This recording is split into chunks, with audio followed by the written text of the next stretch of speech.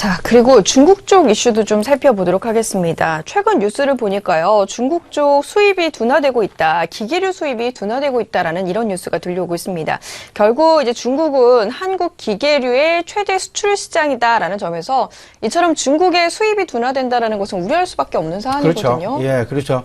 사실상 그 조선업종을 우리가 과거 글로벌 1위에서 결국 그 자리를 빼앗긴 게 중국한테 빼앗겼고, 철강업종도 마찬가지였죠. 일본이 1위였던 것을 우리가 뺏었다가 다시 중국한테 뺏기는 그런 모습들, 뭐 이런 전반적인 부분들이 지금 나타나고 있고, IT 업종 역시 최근 삼성전자의 어떤 그런 이슈들, 이런 부분들로 인해서 실질적인 중국의 놀라운 속도의 어떤 그 따라오고 있는 그런 부분들, 여러 산업군들에서 이미 경험한 바가 있었습니다.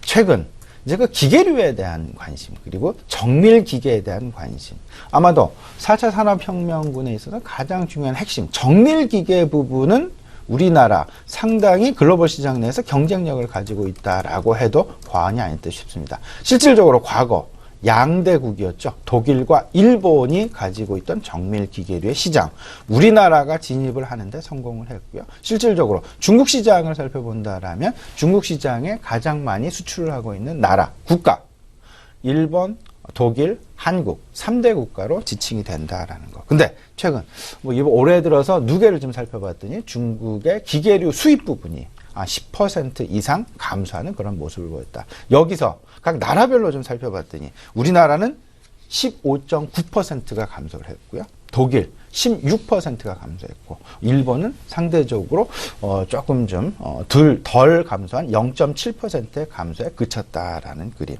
결국 두 가지가 있습니다. 중국에서의 정밀기계 관련된 국산화 정책, 2025년까지 정밀기계 국산화 정책을 계속해서 강화시켜 나가고 있다라는 그런 어떤 그 흐름 속에서 우리가 다른 경쟁력을 가져가기 위한 노력 나타나야 될 것이다라는 부분 아울러서 말씀을 드려보고요. 이제 산업 고도화가 진행이 된다라면 우리에게 경쟁자로의 등극도 우리가 고민을 해봐야 되겠지만, 오히려 우리는 그들에게 다른 중간재 제품을 공급할 수 있는, 아니면 기술 수출을 할 수 있는 그런 어떤 그 계기도 만들어진다. 오히려 파이를 키워나갈 수도 있다라는 부분들. 그러면 앞으로 정밀기계류, 기계류를 판단할 때 어떤 잣대를 보여야 될 것이냐? 중국과 관련된 수출입 여부 우리가 따져봐야 될 것 같고요. 여기에 최근 들어서 이제 뭐 화장품이랄지, 뭐 엔터테인먼트랄지, 사실상 중국의 성장성, 중국 시장의 어마어마한 크기, 그리고 확대 가능성, 이런 부분들로 인해서 사실상 그들 기업군, 그들 종목군의 높은 성장성, 높은 PER을 부여했었던 것이 사실이었습니다.